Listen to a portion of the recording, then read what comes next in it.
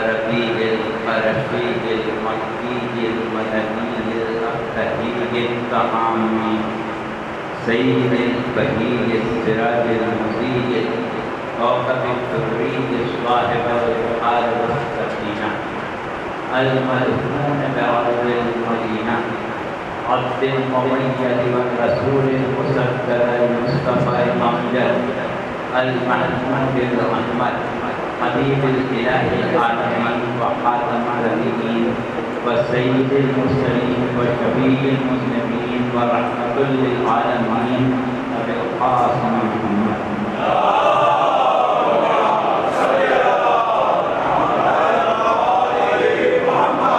وأهل بيت الطيبين أما بعد فقد قال الله سبحانه وتعالى في محكم كتابه الحكيم بسم الله الرحمن الرحيم يسبح لله ما في السماوات وما في الأرض الملك القدوس العزيز الحكيم هو الذي بعث في الأميين رسولا منهم يتلو عليهم آياته ويزكيهم ويعلمهم الكتاب والحكمة وإن كانوا من قبل لفي ضلال مبين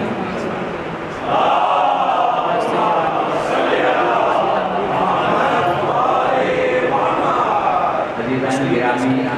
ہم اس وقت خزانہ مدینہ العلم میں عشرہ محرم 1442 ہجری کی پہلی مجلس عشرہ محرم کے سلسلے میں اور گفتگو کا آغاز کرنے سے پہلے ہم شکرگزار ہیں اس خدائے ذوالجلال کہ جس نے ان پراشوق اور ہولناک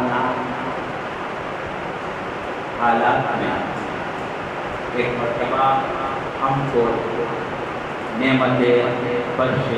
عزائے حسین بے شک محمد صلی اللہ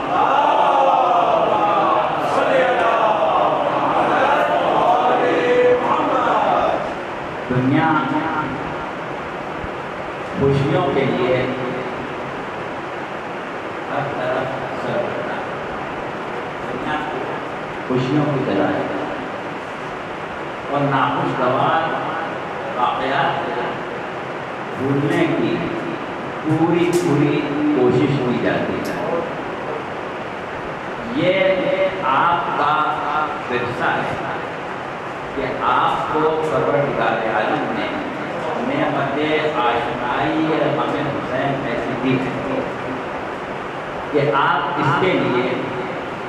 اپنے ہر آرام کو ہر راحت کو اور ہر خوشی کو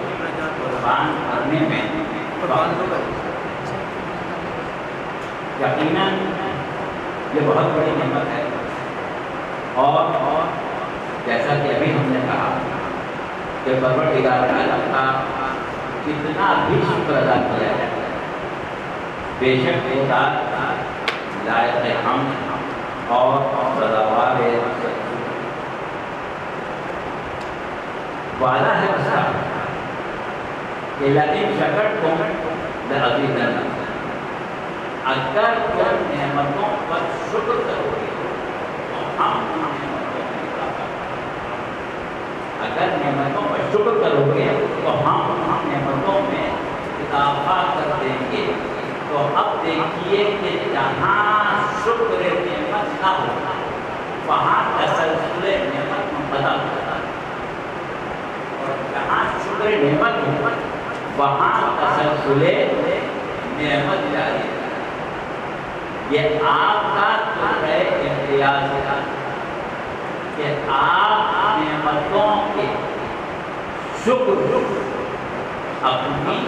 متاع حیات بنائیں یہی وجہ ہے کہ تسلسل نعمت آپ کے لیے جاری ہے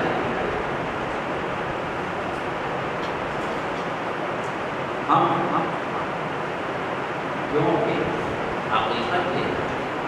کہ بندہ عاجز اس خدائے رب ذوالجلال کا شکر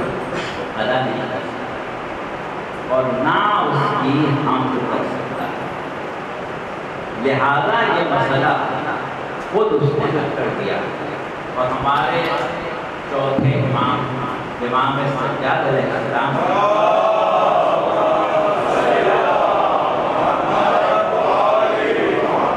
اپنی ایک دعا میں پروردگار عالم کو یاد کرتے ہوئے جو جملہ فرمایا، ہم اس کا ترجمہ آپ کی خدمت میں پیش کر رہے ہیں۔ کہا کہ کیا کہنے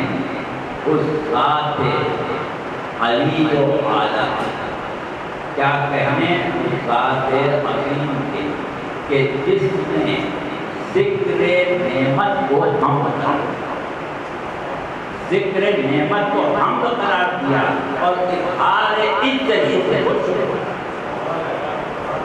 ذکر نعمت کو حمد قرار دیا اور اظہار عزت شکر قرار دیا۔ اب آپ سوچیں کہ کتنی بڑی یہ اس پروردگار عالم کی مہربانی، کتنا بڑا فیض ہے کہ یہ دو کام ایسے تھے جو ہمارے بس کے نہیں تھے، نہ ہم اس کی حمد کر سکتے تھے نہ ہم اس کا، لہذا اس نے کہا کہ میرے بندے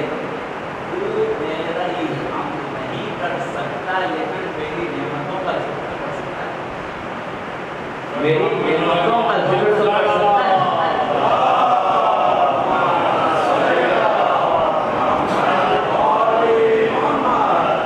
لہذا نعمتوں کا ذکر کر،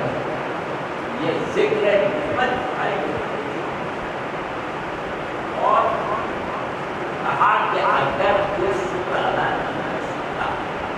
تو اظہار سے شکر میری بارگاہ ندامت کے ساتھ یہ کہے کہ پروردگار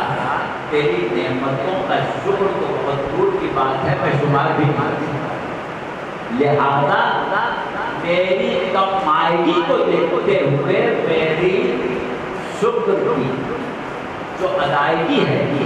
ادائیگی تھی، اس عدم ادائیگی کو معاف کروا۔ تو پروردگار عالم کہتا ہے کہ میرے بندے تم نے میرا شکر ادا کیا۔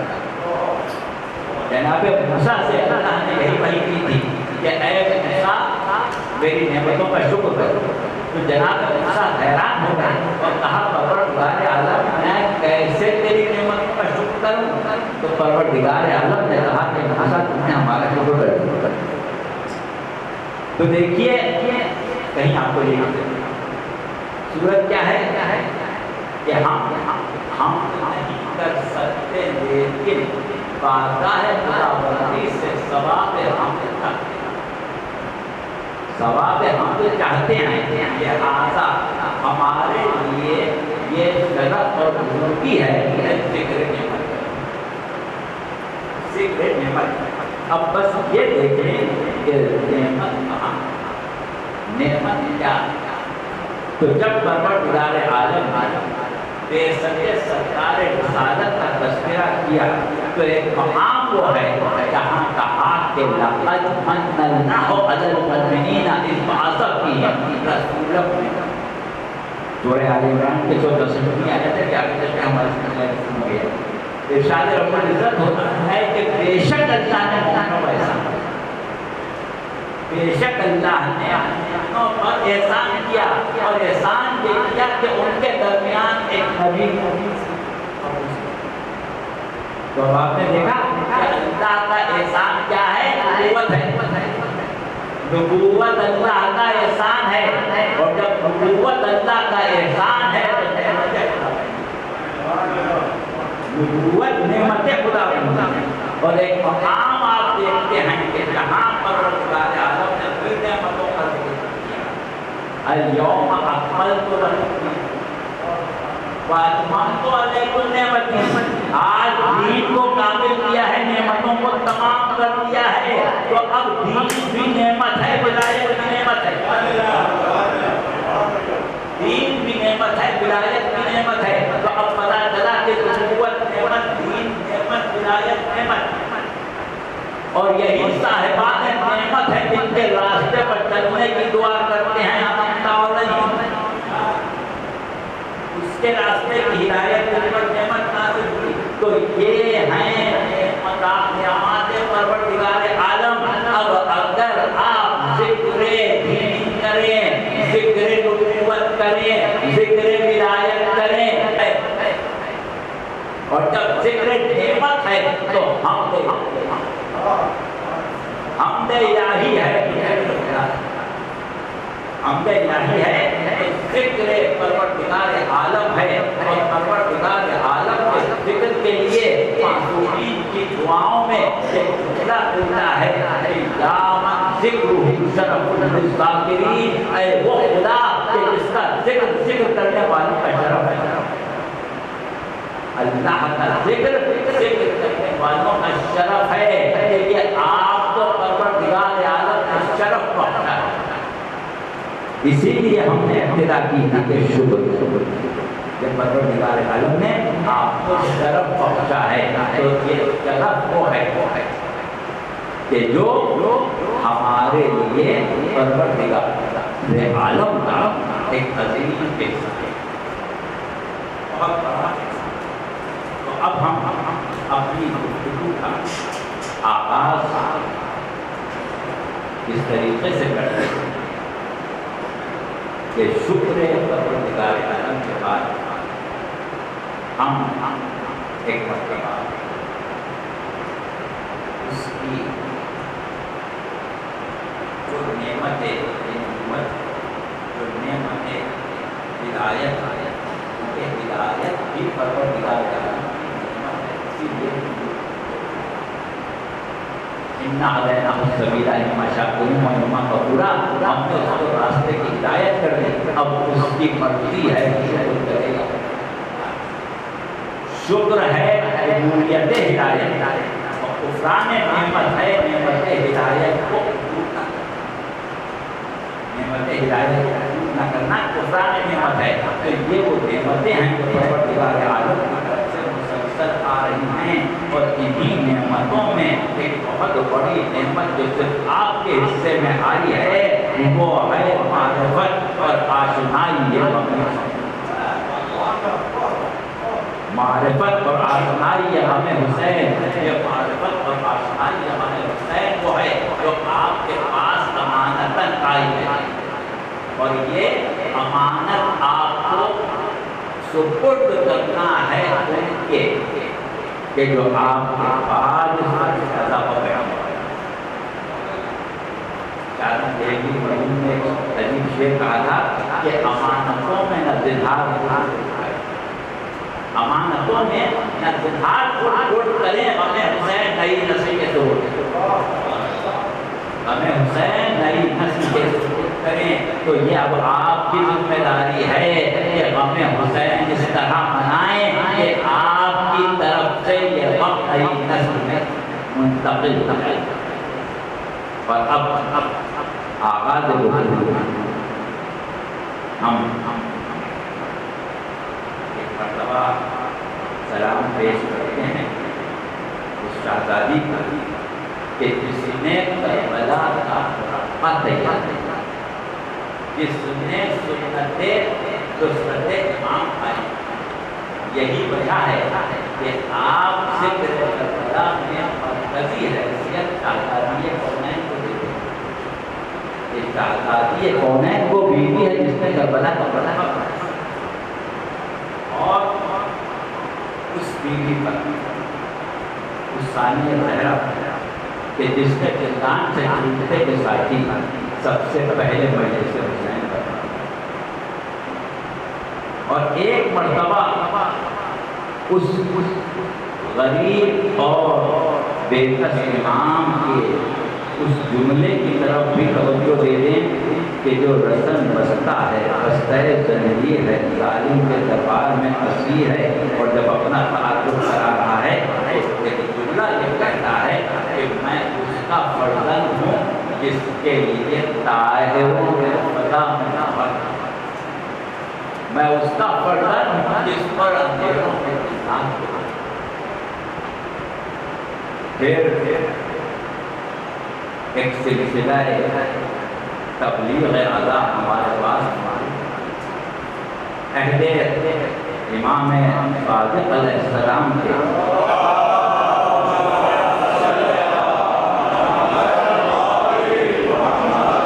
راوی زرارہ جو کہ مشہور راوی ہیں امام صادق سے حدیث نقل کرنے والے اور ان کے دیگر ساتھی ایک عجیب بات کہتے ہیں اور وہ یہ کہتے ہیں کہ جب قیام امام صادق علیہ السلام تھا اور محرم کا چاند نمودار ہوتا تھا تو ہم فلک پر محرم کا چاند دیکھنے کی ضرورت محسوس نہیں کرتے تھے، کیونکہ امام صادق کے گھر سے جب گریے کی آوازیں بلند ہوتی تھی تو ہم سمجھ جاتے تھے کہ محرم کا چاند ہوتا ہے۔ جب امام صادق کے گھر سے گریے کی آوازیں بلند ہوتی تھی تو ہم سمجھ جاتے تھے کہ محرم کا چاند ہو گیا ہے۔ اور وہ ریان ابن شبیر جو امام رضا علیہ السلام کے قریبی ساتھیوں میں ہے، جس کو امام نے آداب گریہ غم حسین سکھائے تھے، وہ کہتا ہے کہ مجھے موقع ملا تھا کہ میں نے امام کے ساتھ محرم کا چاند دیکھا، اور کیا حالت میں نے امام کی اس وقت دیکھی تھی جب امام کی نظر محرم کے چاند پر پڑی تھی، تو وہ امام کے جس نے آپ کو یہ شکل مجلسوں کی بنا کے دی، وہ آپ کا 8واں امام ہے۔ اور اس کے بعد آخر میں گفتگو شروع کرنے سے پہلے ایک فرصہ دے دیں زمانے کے امام کو کہ جس کے وظائف میں ایک وظیفہ یہ ہے کہ ہر روز اپنے جد کا مطلب کرتا ہے، وہ امام کہ جو زیارت ناہیہ میں یہ کہتا ہے کہ میرا سلام ہو مسافروں میں سب سے بے کس مسافر پر، میرا سلام ہو مظلوم شہیدوں میں سب سے زیادہ مظلوم شہید پر، میرا سلام ہو سوکھے ہوئے موڑوں پر، اور سلام ہو ان میں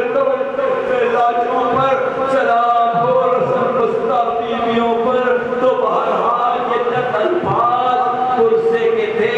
جو ایام عزا کے آغاز میں ہمیں ایک مرتبہ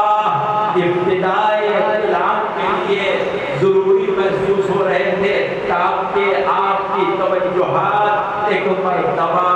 اس امر کی طرف ہو جائیں کہ اب آپ کو آمادہ ہو جانا ہے اس حق کی ادائیگی کے لیے جو مظلوم امام کا حق آپ کے اوپر ہے۔ یہاں تک ہم نے ایک تبیین اور اب ہم اپنے معزز سامعین سے خطاب کا آغاز کر رہے ہیں، اور اب اس کے گفتگو شروع کریں۔ ہم آپ کو بتا دیں کہ ہماری ان مجالس کا جو عشرہ محرم میں آپ سماعت فرمائیں گے عنوان کیا ہے؟ ہمارا عنوان ہے یزکیہم ویعلمہم الکتاب۔ یہ رسول کی ذمہ داری ہے، بلکہ 2 ذمہ داریاں ہیں، 4 ذمہ داریوں کا ذکر پروردگار اعلیٰ نے قرآن میں کیا ہے، کیا وجہ کیا ہے، ہم سب اللہ آپ کے سامنے پیش کریں گے۔ اور یہاں پر جو ہم نے آیتیں پڑھی، پہلی اور دوسری آیت سورہ مبارکہ جمعہ کی، یہ گفتگو قرآن میں سورہ جمعہ میں جو آئی ہے یہ 4تھی مرتبہ، اس سے پہلے 3 مرتبہ سب کی طرف اشارہ کریں گے، لیکن اس وقت ہم آپ کو یہ بتا دیں کہ یہ 4 مواقع ہیں جہاں پر پروردگار عالم نے پیغمبر اسلام صلی اللہ علیہ وسلم کی ذمہ داری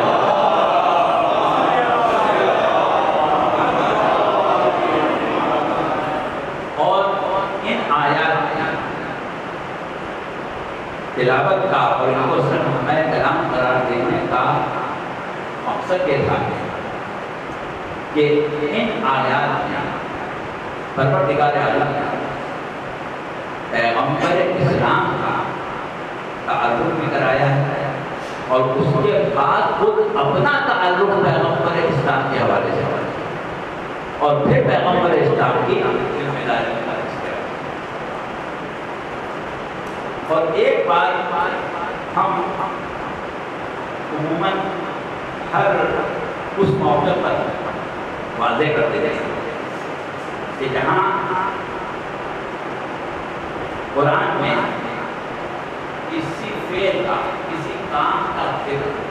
کچھ صفات کے ساتھ یعنی کام کرنے والے کی صفات بیان کی جائیں اس کے بعد اس کام کو بیان کیا جائے. اس کی مثال ہم اکثر دیتے ہیں جو سامنے سنتے رہتے ہیں ہماری کے ساتھ ہوگی کہ دیکھیے کلام کی بلاغت کا ایک تقاضا بہت سے تقاضے ہیں. اس میں ایک تقاضا یہ ہوتا ہے کہ اگر آپ کسی کام کرنے والے کام بیان کرنے سے پہلے اس کی کوئی صفت یا بعض صفات بیان کریں تو ضروری ہے یعنی بلاغت کے اعتبار سے یہ ضروری ہے کہ اس کام میں اور اس صفت میں کوئی تعلق نہیں رکھو. جیسے مثال کے طور پر اگر آپ کسی کا ذکر کرتے تو یہ کہیں کہ فلاں شخص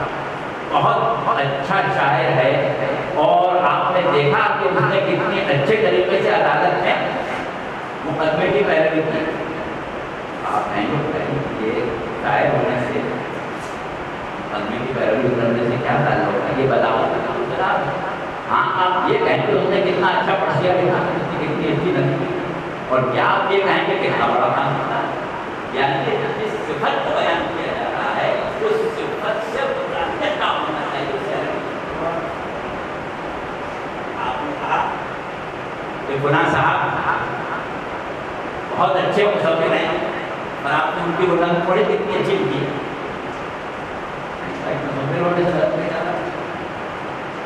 اس طریقے سے ہونا یہ ہے کہ بلاغت کا تقاضا ہے کہ جب آپ کسی کام کا تذکرہ کریں اور اس سے پہلے 1 یا 2 یا 4 یا 5 صفات بیان کریں تو ان تمام صفات سے اس کام کو ایک نسبت اور ایک تعلق ایک تعلق. اب پروردگار عالم اپنی 5 صفات بیان جو سب للہ ما فی السماوات و ما فی الارض ملک القدوس العزیز الحکیم. وہ خدا وہ ہے کہ تمام موجودات عالم موجودات اس کی تصویر کر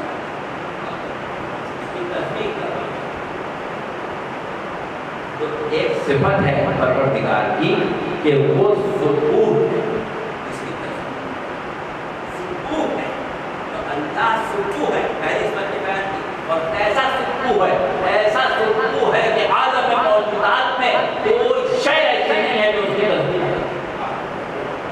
ہر شے اس کی تصویر کرے. اور یہ ذکر قرآن میں خاطر مقامات پر ہے خاص طور سے سورہ جن کو ہم مصطفیات کہتے ہیں ہوتے ہیں سورہ کباب ہے سورہ حدید ہے سورہ صف ہے اور یہ آپ نے سنا ابھی سورہ جمعہ. تو یہ وہ سورے ہیں کہ جو تصویر سے کہیں ماضی کا سنا ہے سب پڑھا جاتا ہے اور کہیں گزارے کا سنا ہے جو سب. تو اب ہم نے سورہ جمعہ کا انتخاب کیا لہٰذا اسی کے حوالے سے بات کر رہے ہیں کہ سورہ جمعہ پہ وہاں سے شروع ہو رہی ہے سب تو اب ہم ایک ایک کر کے ایک ایک صفت کا جائزہ لیں تاکہ اس سے اس بات کا ربط پیدا ہو, اس کام کا ربط معلوم ہو, اس کام کا تعلق معلوم ہو جو اس کے بعد بیان کی. سب کچھ کہنے کے بعد کیا کہا وہ خدا ہوا ہے جس نے خود مؤمنین کے درمیان انہیں میں سے ایک رسول کو مبعوث کیا. تو کام کیا کیا رسول کو مبعوث کیا.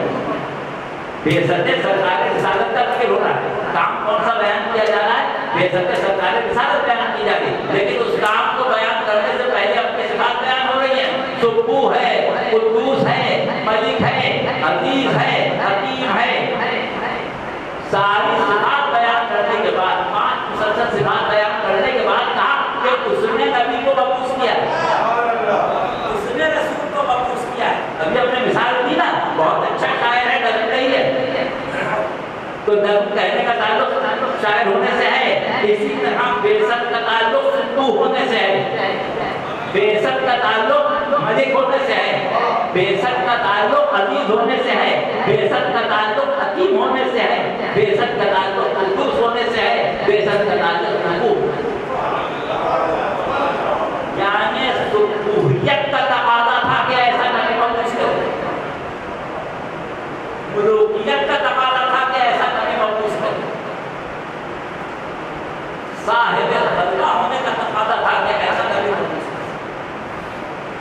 صاحب قدس ہونے کا یعنی پاک باطن ہونے کا، بے عیب ہونے کا، بے نقص ہونے کا تقاضا تھا کہ ایسا نبی مبعوث ہو، ایسا نبی مبعوث کرے کہ جو مطابق سبوحیت پروردگار، مطابق ملکیت پروردگار، مطابق غلبہ پروردگار عالم ہو، حکمت پروردگار عالم ہو، پروردگار عالم۔ دیکھیں ہم گفتگو تھوڑی سی ثقیل کر دیتے ہیں اور ہمیں اس چیز کی ضرورت نہیں ہے کہ آپ کوئی نعرہ لگائیں یا کوئی نعرہ کریں، بلکہ حق یہ ہے کہ ہم آپ کو سوال بھی یاد نہیں دلائیں گے، آپ خود ہی اپنے حساب سے آپ کو معلوم ہے کہاں سے کہاں کرنا ہے آپ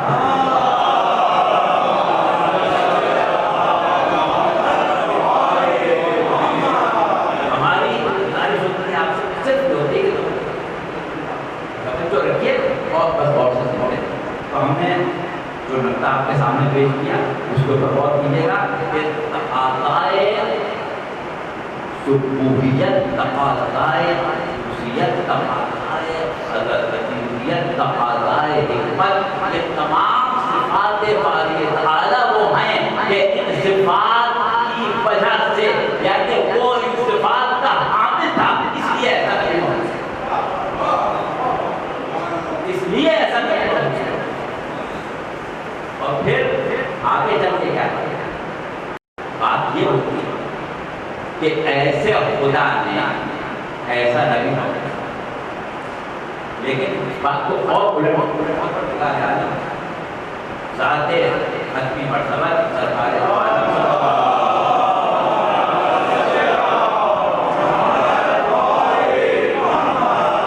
کے مقام اور مرتبے کو ایک اور اور یہ نہیں کہا کہ وہ نبی وہ ہے جسے اللہ نے مبعوث کیا، کہا وہ اللہ وہ ہے جس نے نبی دیکھیے اگر یہ کہتا کہ وہ اللہ وہ نبی وہ ہے جسے اللہ نے مبعوث کیا تو بات کچھ اور ہوگی، وہ اللہ وہ ہے جس نے نبی کو مبعوث کیا، اللہ کو پہچانا اس کے حوالے سے جس نے اس نبی کو مبعوث کیا ہے تو کیا ہوگا، وہ خود کیا ہوگا،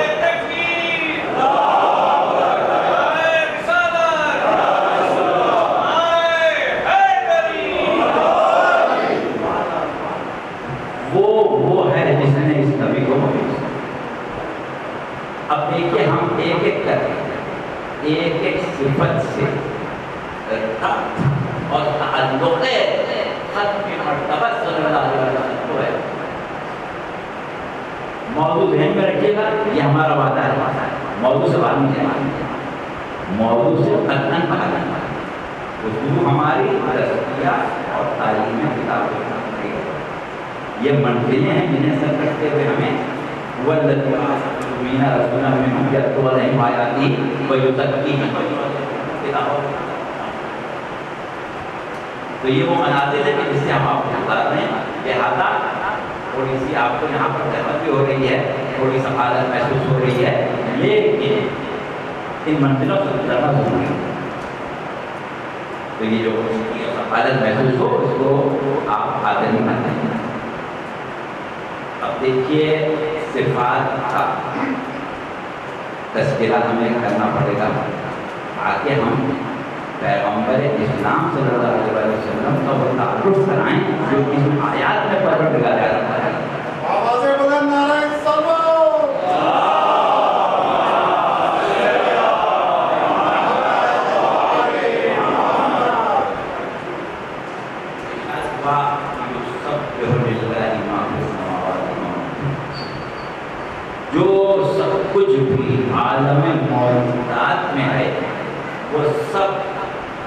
کی تسبیح کرو۔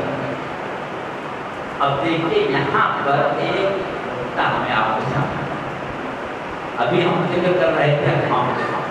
اور ہم نے ایک جملہ کہا تھا کہ حمد تو کوئی نہیں کر سکتا، کیوں نہیں؟ اچھے تسبیح ہم کوئی نہیں کر سکتا، ایک چیز ہے تسبیح، ایک چیز ہے اللہ کی تسبیح کی جائے۔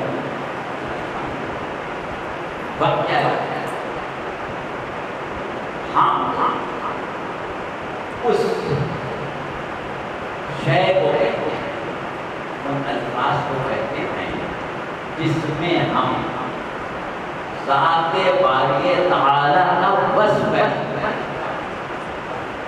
ذات باری تعالیٰ کا وصف بیان کرتے ہیں، اسے کہتے ہیں ہم۔ اور کیونکہ وہ ذات ماورائے پہلوان ہے، وہ ذات ایسی ذات ہے کہ جو نہ کسی کے تصور میں آ سکتی ہے، نہ کوئی اس کے کن ہے ذات کا ادراک ہے۔ وہ مشہور حدیث آپ کو یاد ہے کہ یا علی اللہ کو یا میں نے پہچانا یا سلمان فارسی جیسا کہ یہ کہتا ہوا مسجد سے نکلا تھا کہ رسول کے ساتھ وہ بیٹھا ہے جسے میں نہیں پہچانتا۔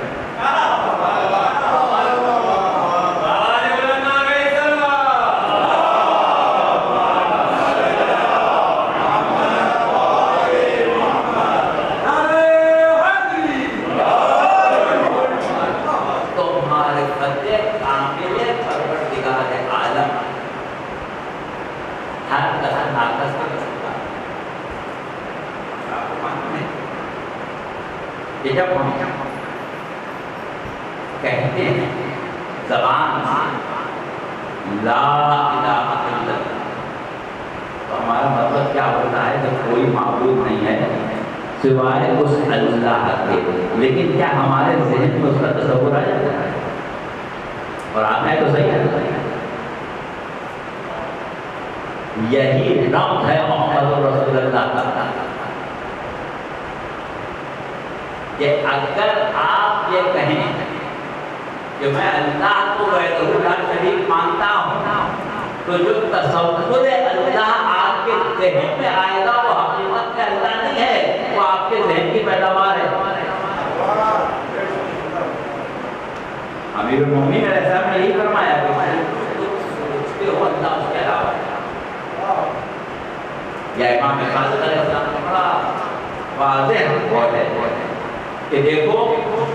تمہارا دقیق سے دقیق تصور بھی اللہ کی ہوتا ہے، تمہارا دقیق سے دقیق تصور بھی اللہ نہیں ہوتا، کیونکہ تمہارا تصور تمہارے ذہن کی پیداوار ہے اور اللہ تمہارے ذہن کا خالق ہے۔ آج اگر ذہن کی پیداوار کیسے بن جائے گا؟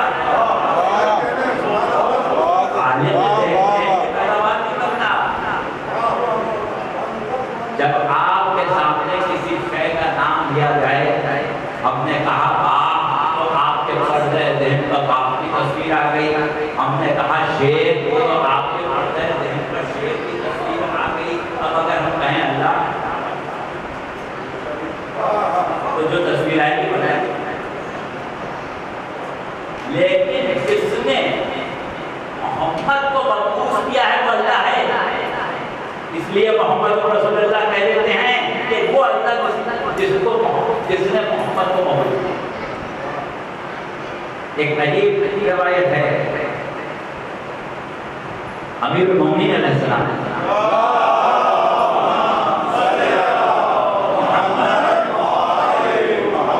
میدان جنگ اس طرح جہاد کرتے تھے، کس طرح پڑھ کے حملہ کرنے والے لوگوں نے غور کیا کہ جس وقت مولا جنگ کر رہے ہوتے ہیں، آپ کے لب ہل رہے ہوتے ہیں، آپ کچھ پڑھ رہے ہوتے ہیں، کسی نے کوشش کی کہ دوران جنگ کسی طرح اپنے کانوں کو جناب امیر کی لبوں تک پہنچا کے سنیں کہ مولا کیا کہہ رہے ہیں، تو سننے والا یہ کہتا ہے کہ مولا کہہ رہے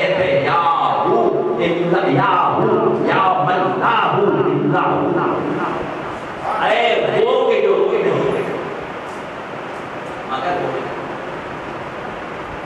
وہ نہیں ہے جو سوچا جاتا ہے، جو سمجھا جاتا ہے، جو بیان کیا جاتا ہے،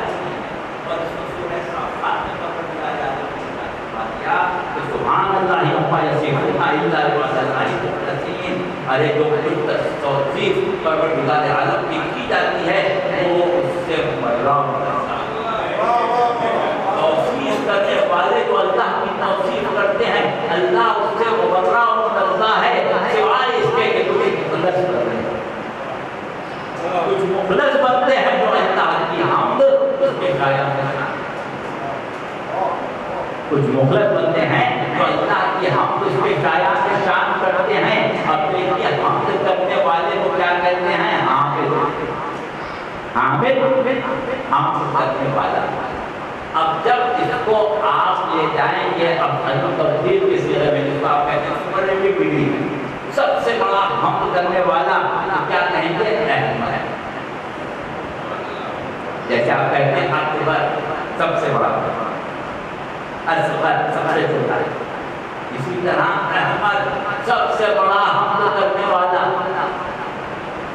اور شایان شان حمد کرنے والے کو کہتے ہیں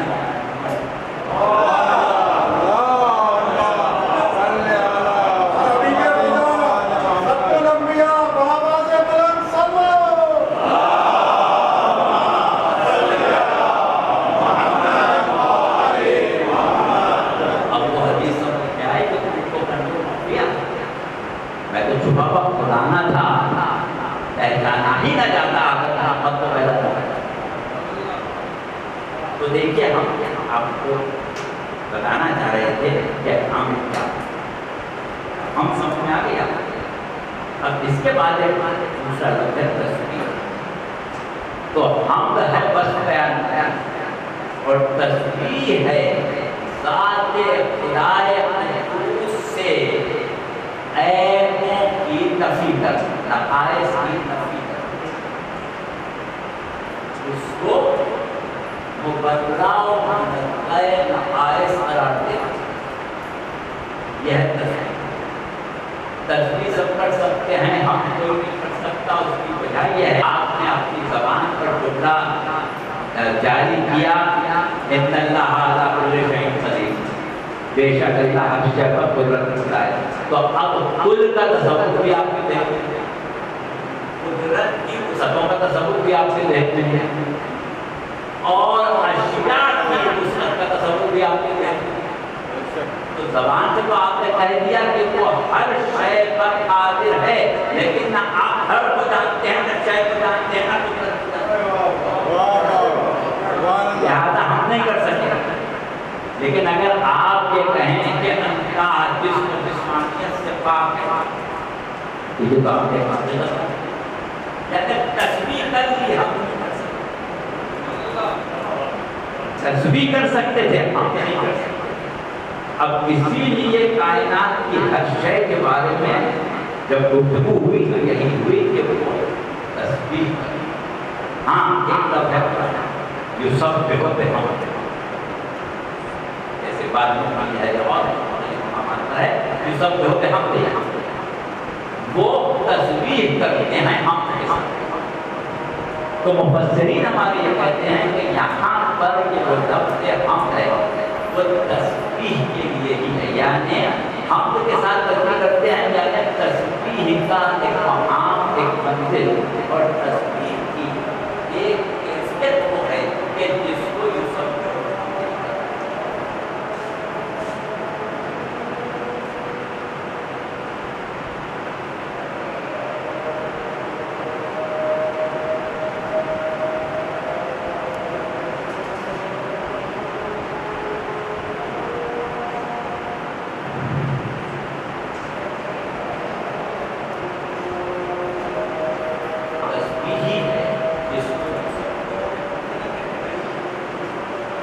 ایک بات جس کو ہم آہستہ آگے بڑھانے جا رہے تھے یہ آپ کے سامنے آ گئی کہ پہلی صفت پروردگار عالم جو بیان کی گئی ہے جو سب للہ ما فی السماوات و ما فی الارض، یعنی یہ ذات ہے کہ ہر ہر شے کی ذات سے نمائش کی نفی کرتی ہے، اور وہ ذات کے جس کے لیے ہر شے تصویر کر رہی ہے، ہر شے زبان حال زبان محال سے گواہی دے رہی ہے کہ وہ ذات بے عیب ہے۔ تو جب وہ بے عیب ذات ہے تو اس بے عیب ذات کے اس صفت کی جو ایک صفت یا اس صفت کا ایک تقاضا کہ وہ بندوں کو بغیر ہدایت تک، اور وہ نبی مخصوص کرے کہ جو اس کی سلوکیت کے سایہ میں سبحان اللہ، یعنی اللہ کی ذات بے عیب ہے، تو ضروری ہے کہ جس نبی کو مخصوص کیا ہے وہ بے عیب ہے، اس کی ذات میں عیب نہ ہو۔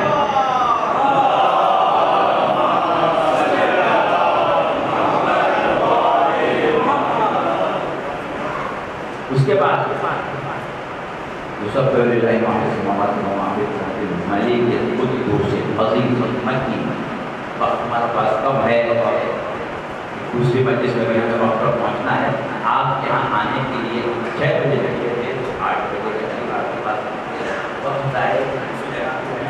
9:30 بجے مجلس شروع کرنا ہے، لیکن آپ کا جو حق ہے وہ دوبارہ اس میں خیال نہیں کریں گے، البتہ کوشش کریں گے کہ وہ جلدی محمد وآل محمد صلوات۔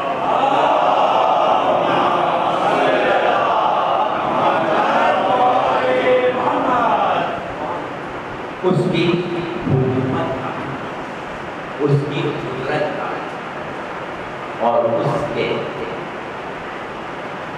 اختیار کا جب عالم اتنا ہے، اتنی عظیم قدرت رکھنے والا ہے، ملک کا مالک ہے،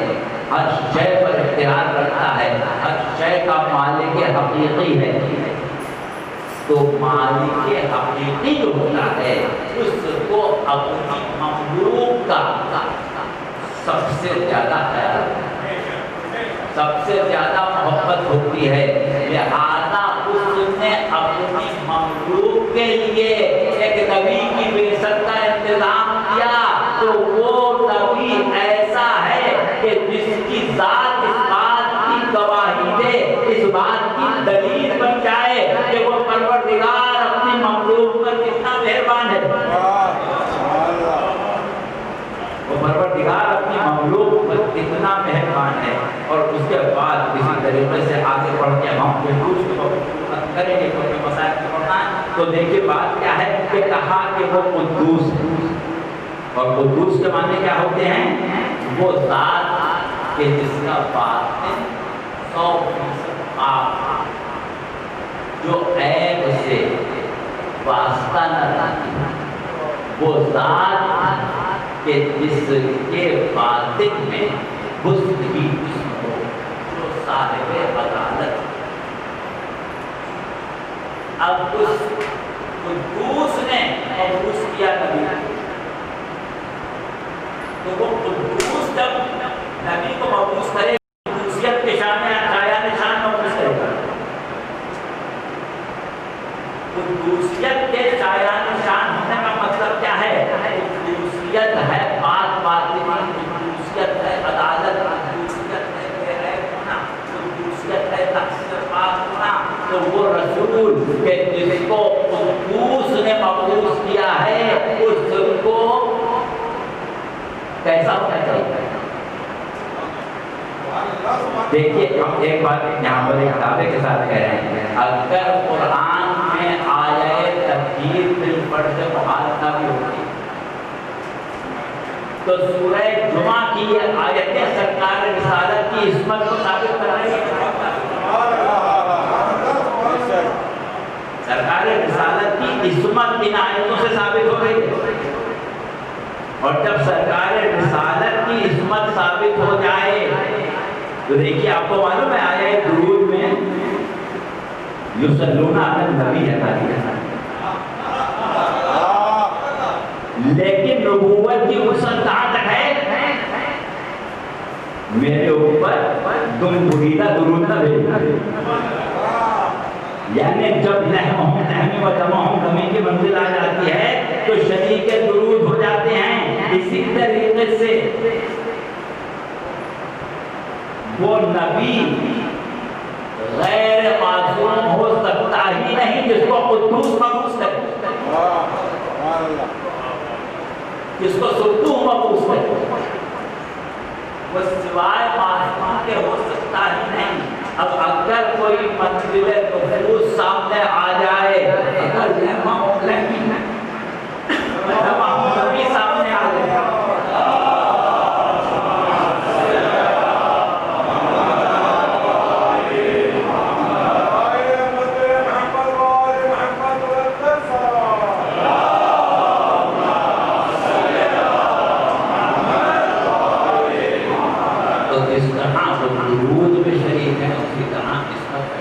ہو جائیں گے۔ اسی بات کی تاکید ہے آگے تاکید ہے، ورنہ ذکر عصمت سرکار رسالت تو ان آیتوں میں موجود ہے۔ اب تھوڑا سا آگے پڑھنا چاہتے تھے لیکن وقت اجازت نہیں دے رہا ہے، لہٰذا گفتگو کو یہاں پر ہم یہاں پر روک رہے ہیں۔ وہ کہ آپ حضرات کی توجہ اور آپ کا جو ذوق سماعت ہے وہ اس طرح ہمارا ساتھ دے رہا ہے کہ ہمیں اندازہ ہی نہیں ہوا کہ ہم نے آپ سے 1 گھنٹے بعد دوبارہ ہماری ایک کوشش اور ہوتی ہے، اور وہ یہ ہے کہ یہ مواقع کہ جس میں ہم مصائب آل رسول خاص طور سے شہدائے کربلا اور سرائے کربلا کے مسائل بیان کرتے ہیں، تو عام طریقہ جس سے آپ عادی ہیں اس کے، وہ یہ ہے کہ کچھ روایات جو ہمیشہ اس میں ظاہر وہی بیان کی جائیں گی، اپنے طرف وہی بیان کی جاتی ہے، لیکن اس سے معلوم حاصل ہوتا ہے۔ آپ کریا کرتے ہیں، مجلس کا مقصد تو پورا ہوتا ہے، دوسرا تو ہو جاتا ہے، لہٰذا اس میں کوئی برائی بھی نہیں، تو ہم کوئی رد نہیں کر رہے ہیں کہ وہ غلط بات ہے، بالکل صحیح ہونا چاہیے۔ لیکن آج ہمارا معاشرہ کیونکہ بہت عرصے سے ایسے صاحبان منبر سے محروم ہو گیا ہے کہ جو منبر پر آپ کو تاریخی سیاق و سباق بتاتے ہوئے اس کا نتیجہ یہ ہوتا ہے کہ اب نئی نسلیں کیا بلکہ بہت سے لوگ جو 40 50 60 سال سے مجلس سے سن رہے ہیں وہ بھی تاریخ سے واقف ہیں۔ تو ہم یہ کوشش کرتے ہیں کہ جب تاریخ مسائل بیان کریں تو صرف روایات پر اکتفا نہ کریں بلکہ مختلف مقامات پر جو تاریخ لکھی ہے وہاں سے تاریخ کرنے میں مسرت نہیں تاریخ مسرت نہیں ہوتی، لیکن مقصد یہ کہ کیا کیا لکھا ہے، اور کوشش تو ہماری یہ ہوتی ہے کہ ان واقعات کو بیان کریں کہ جس کا مستند ہونا زیادہ تر قریب قیاس ہے، 100% نہیں تو کم از کم 90% کے قریب قیاس ہے۔ تو دیکھیے آپ ماہ محرم کی پہلی تاریخ کو مسائل سنتے ہیں، اس کا آغاز یہاں سے ہوتا ہے کہ 28 رجب کو ایک مرتبہ امام اپنے نانا کی طرف سے بے کسی اور غربت کے عالم میں نظر قبر رسول سے گزرا، قبر زہرا سے گزرا، قبر امام حسن مصطفیٰ سے گزرا، کس طرح محلہ بنی ہاشم میں آل عبد المطلب میں شور کریا برپا ہوا، جیسے وفات سرکار رسالت کے دن آل عبد المطلب رو رہی تھی، اسی طرح امام کے مدینے سے نکلتے وقت یہ کریا تھا۔ لیکن بس جلدی سے 2-3 باتیں سن لیں کہ امام اگر نکلے تو کیا وجہ پوری کر دی؟ امام کو ایک بہانے سے دربار میں بلایا گیا ہے، لیکن بلائے جانے کی وجہ جو خط تھا اس خط میں قتل حسین کا حکم تھا، یعنی مدینے میں امام مظلوم کے قتل کا حکم آ چکا ہے، کیونکہ اس نے یہی لکھا تھا ولید ابن عقبہ کو کہ اگر حسین بیعت نہ کریں تو سر کاٹ دینا، یا تو اس کو یقین تھا کہ بیعت تو کرنے والے ہیں، تو حکم میں قتل ہی تھا۔ اگر حسین اس وقت مدینے سے نہ نکل جاتے تو مدینے میں قتل، لیکن اب باقی تاریخ ہم انشاءاللہ کل بیان کریں گے، بالکل وقت نے ہمارا ساتھ چھوڑ دیا ہے۔ وہ یہ ہے کہ اکثر ان کے ذہن میں یہ بات آتی ہے کہ حسین ہے بھی جب جانتے تھے کہ آگے سوائے موت کے کچھ نہیں، قتل کا حکم آ چکا، تو اب بال بچوں کو لے کے، بیویوں کو لے کے، چھوٹے چھوٹے بچوں کو لے کے وطن کو چھوڑو، وطن پہ رہتے ہیں، تو اہل مدینہ کچھ لوگ آپ کی حالت آپ کو کم سے کم قتل نہیں بتا رہے، تو بس یہ ایک غلط فہمی ہے کہ آج کیا ہے اس کو دور کر کے ہم مجلس کر دیں گے، ہمارا موقع بالکل ہوتا ہے۔ تو بات کیا تھی کہ یہ مدینہ جو ہے، یہ مدینہ جو ہے، آپ کو معلوم ہے کہ اسی مدینے میں زہرا کا پیدا پیدا ہوا ہے، اسی مدینے میں علی کے رہے، اسی مدینے میں حسن کے تابوت پر یہ برسے تھے، اس نے ہمدردی کی تھی، کون نکل کے آیا تھا، اس نے اہل بیت میں اپنی مصیبت سمجھا تھا، وہاں تو عالم یہ تھا کہ سیدہ یا دن میں رولیں یا رات کو رولیں، رات دن روتی ہیں تو ہماری نیند خراب ہوتی ہے۔ اب بتائیں ان سے یہ توقع کی جا سکتی تھی کہ حسین کے لیے جان دے دیتے، حسین کے لیے جان دے سکتے تھے، تو اب اس سے آپ اندازہ لگائیں کہ کتنا غریب ہے آپ کا امام، اور کیا کر رہی ہوگی دل زینب پر جب اس عالم غربت میں حسین مدینے سے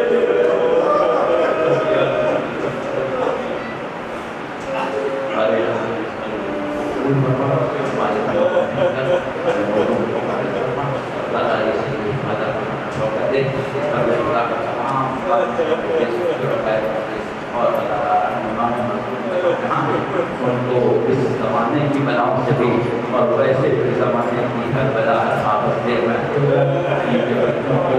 محفوظ رکھ، کپڑے اور بدلداری اور قرآن پڑھا، اور پروردگار ہمیں یہ توفیق دے کہ ہم اس طرح ادائی کریں جو ادائی کا حق ہے، قبر حجت میں تعین فرما، ربنا تقبل منا انک انت السمیع۔ یا مولاي السلام عليك يا ابن رسول الله، السلام عليك يا ابن امير المؤمنين، السلام عليك يا ابن فاطمة الزهراء، السلام عليكم جدك وابني، السلام عليك وعلى امك وابني، السلام عليك وعلى ذريتك المعصومين وعلى الذين بين يديك ورحمة الله وبركاته، السلام عليك يا مولاي يا قريب الغرباء، السلام عليك يا معين صاحب الفقراء، السلام عليك يا سلطان ابو الحسن يا علي بن موسى الرضا الراضي بالقدر والقضاء ورحمة الله وبركاته، السلام عليك يا مولاي يا صاحب الأسر والزمان، علمان علمان علمان، السلام عليك يا شريك القرآن، السلام عليك يا امام الانس والجان، السلام عليك يا مظهر الايمان، عجل الله